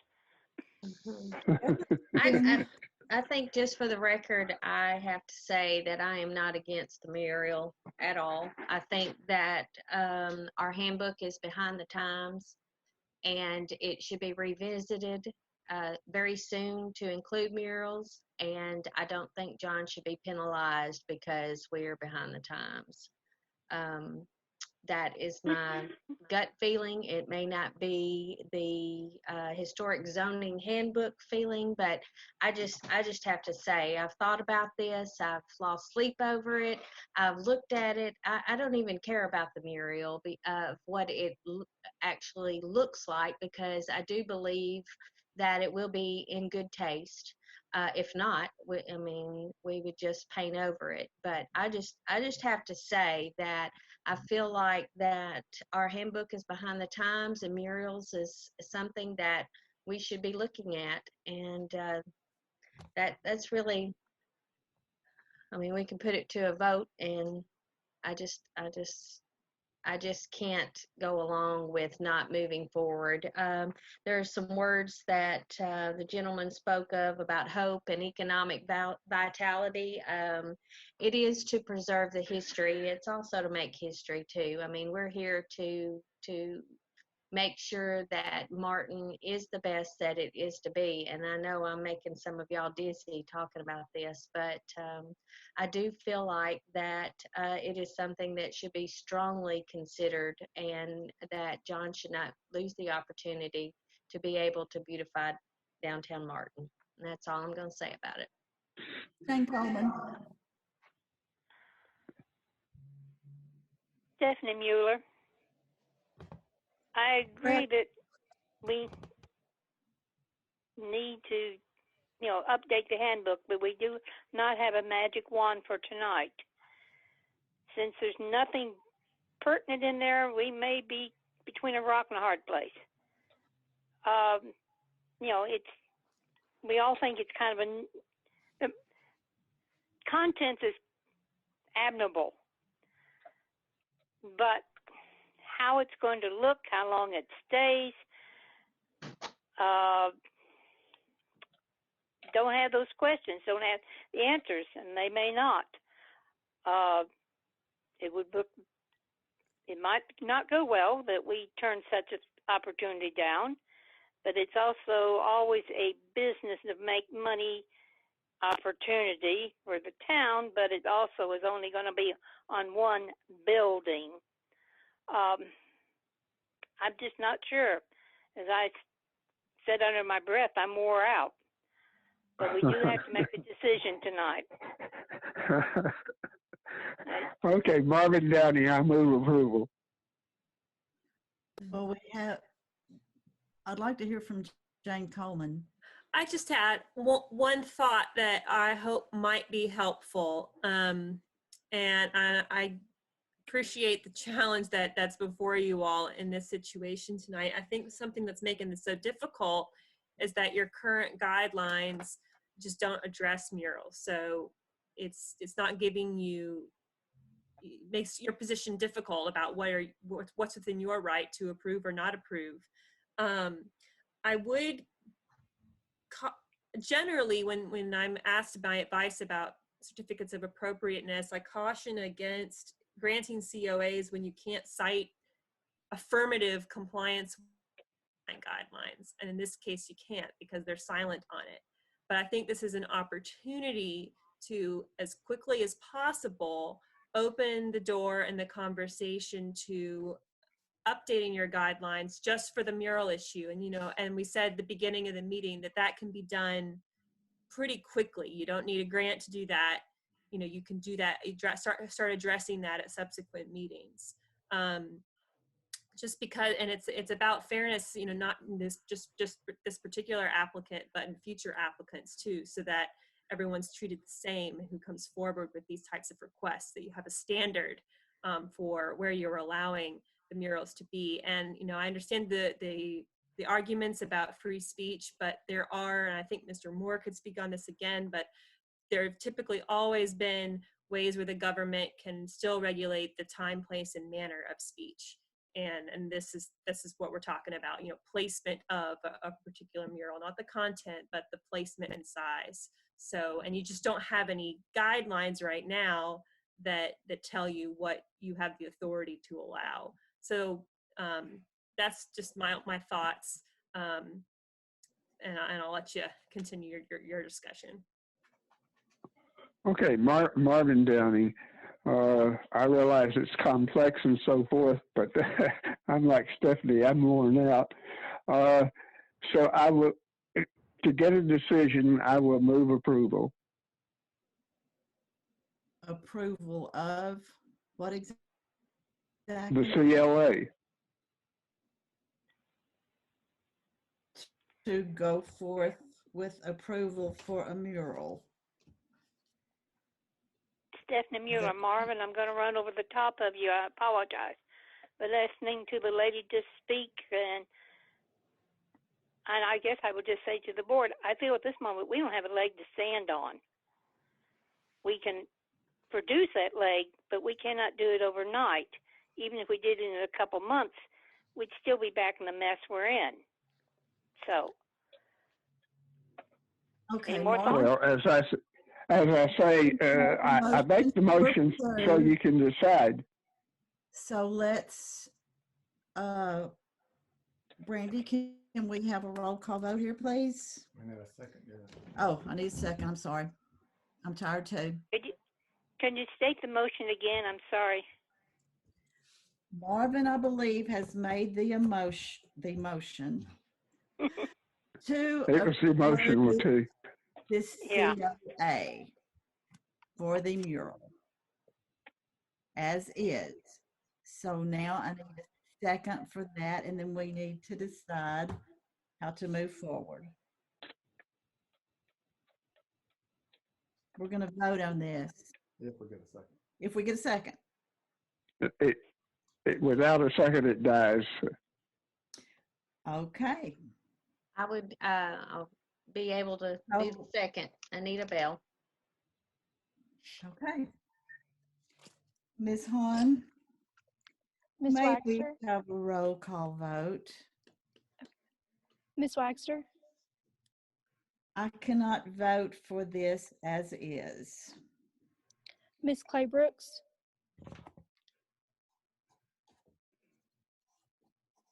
Mr. Downing? Approve. Alderman Flatt? I can't vote for it as the way it is, no. Ms. Bell? Approved. Mr. Pace? No. Ms. Mueller? Approved.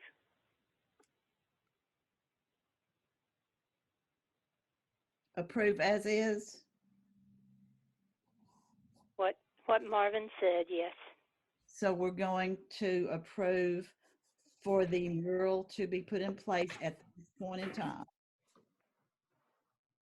Yes.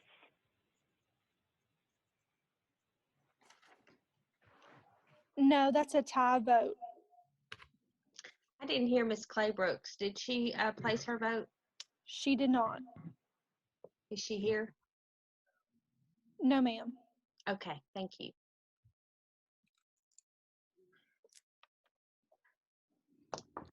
Okay, do we have a motion for guidelines for this matter? Excuse me, Brad, are you with us? I am with you. Okay. What happens according to Robert's Rules of Order when there's a tie? It dies, doesn't it, or does it? I believe that's correct. Kurt Moore, could you answer that? Give me a second. Let me go grab it. I think I've got a copy. That's a good question. Normally don't have this when we have odd numbered boards. We had Well, we had odd, but one of the odds stepped out, or even stepped out, one or the other. right. Let me go see if I can find my copy. Oh, hang on. All right, we'll wait on Kirk, and I'm just gonna mute everybody out so everybody can maybe like take a break, go to the restroom, Okay. whatever you need to do, come back. I'm gonna go to the Sonic. Great.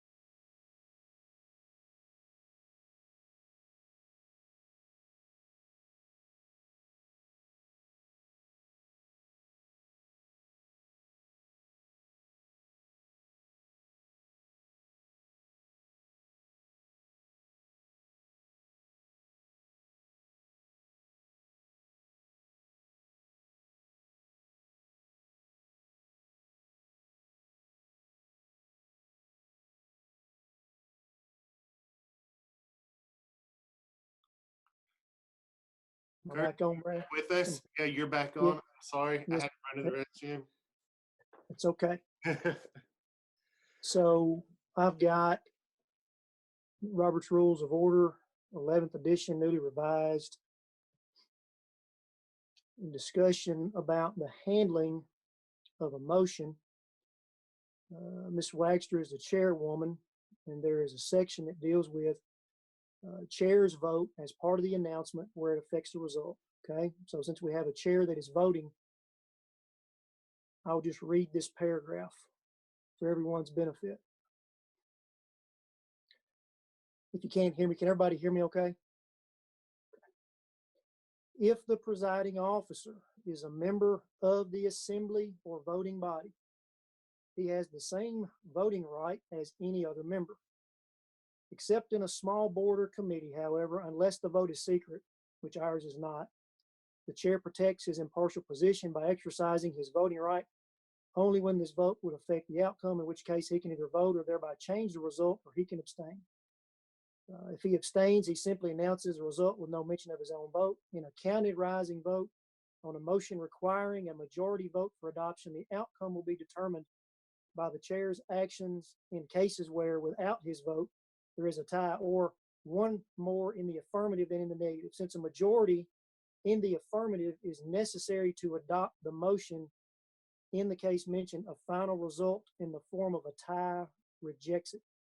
When there is a tie without the chair's vote, the chair can vote in the affirmative, and such vote adopts the motion. But if the chair abstains from voting, the motion is lost. So under these guidelines, it appears that we have a voting chair. When there's a tie, final result in the form of a tie rejects the motion. Rejects the motion.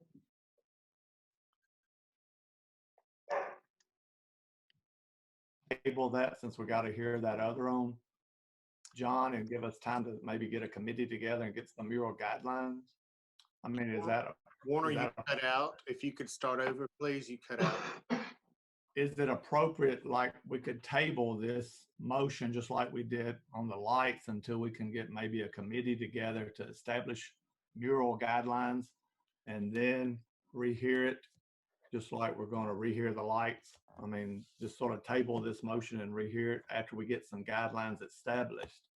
And it wouldn't take but a week or so to get some if we get a committee together from the historic zoning committee. I think that the Historic Zoning Committee would be willing to work in an emergent fashion to put together and amend the murals. I don't know that Mr. Sellers is on a strict timeline. I'm going to ask you and unmute you that in just a minute, Mr. Sellers. If that would be something that we could do and hopefully get done within the same amount of time period and working on the framework with your lighting.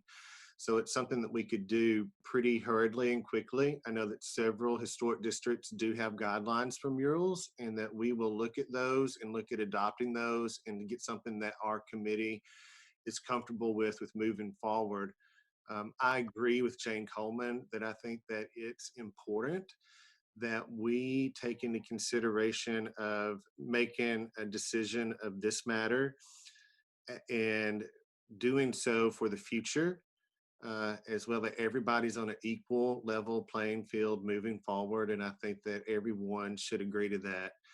And we will we will work toward that. So I think the motion that Warner was making is that, you know, there's a motion on the floor from him that the board work in an emergent fashion along with the same timeline in the previous manner that was decided on earlier regarding lighting with Mr. Sellers, that we establish guidelines as expeditiously as possible for mural placements within the Martin Historic Business District.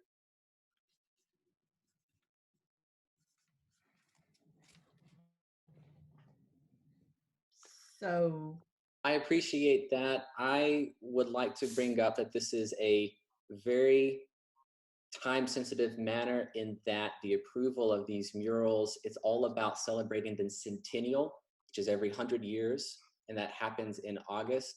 And the approval process and line of the artist is very taxing, and that in this unique situation that it's important to move in a timely fashion, in that it's every 100 years. So we're trying to get approval for this to be able to be in on what the other historical downtowns are doing.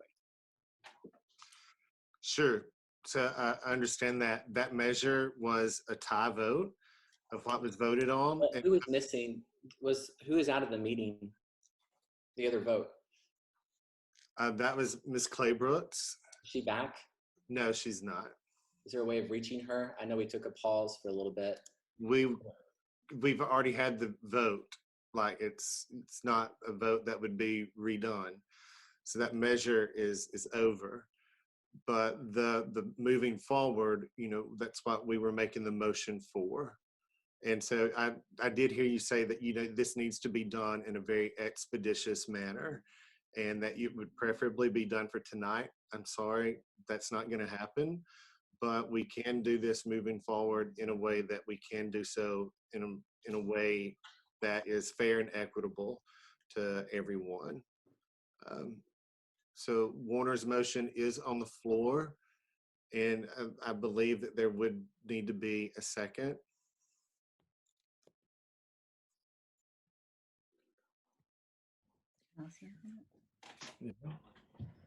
I second this. Could you repeat the motion so we can all hear it clearly? Motion. Oh, okay. A motion to table the approval of the mural for John's building until we can have a special call meeting and review our design guidelines, where we can have a set of, you know, a rubric to go by to approve this for now and for future meetings, and do it, you know, within a timely manner, which I think we can, because we've already researched through the years, other murals. And then we could, of course, the whole board would have to, a majority of the board would have to vote on what would be put into the guidelines for the approval process. But I always have a problem if it's not, like Jane said, if it's not in the guidelines and we don't have a rendering, then it's hard to approve something that we don't know what we're approving. So anyway, that's my motion, just to table the original motion to approve until. Can we give Marvin Flatt the floor? He was trying to speak earlier and he's muted. I was restating my motion. Oh, thank you. Did you understand it? Clearly. Okay. Well, Marvin Downing said he would second it. Okay. We see Marvin Flatt speaking, but we no, can't that's hear Marvin. him. It's Marvin Downing has been speaking. Yes, but I can see Marvin Flatt, and he's trying to talk to the group and address the group. But Okay. he's Okay. Thank you. Thank you.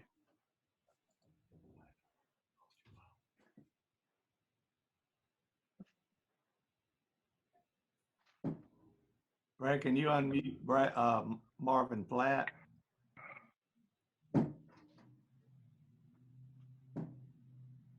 Marvin, I'm sorry, we can't hear you, but Brad's working on it.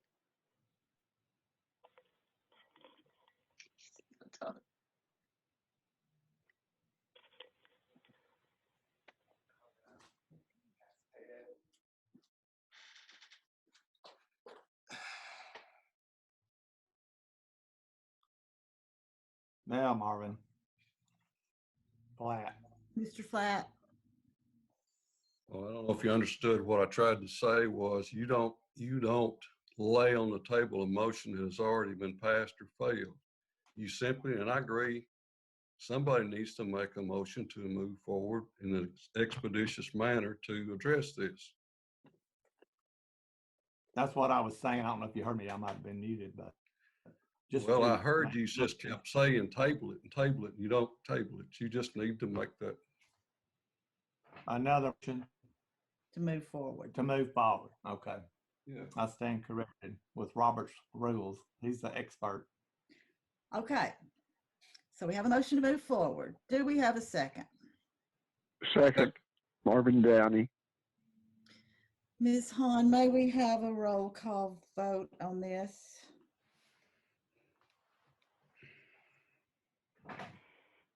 Just a second.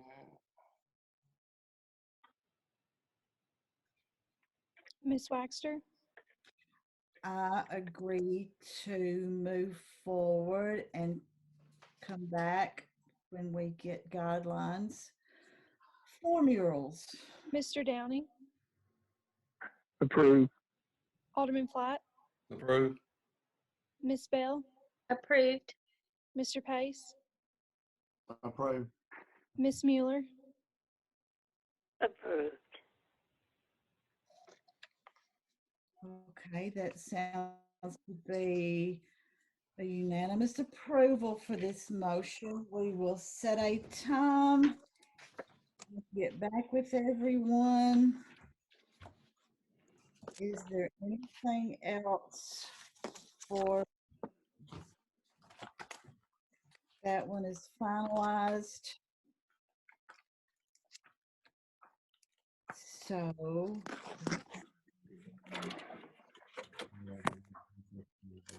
do we have any other business to discuss tonight?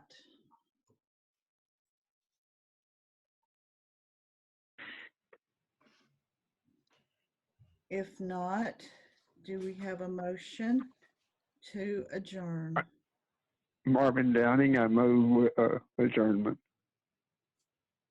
I approve. Second. I approve it too. Okay, we have a motion. Go ahead, do both of them. Oh, I don't want to do that. We have a motion for adjournment. Do we need a roll call for that? Ms. Hahn? Yes, ma'am.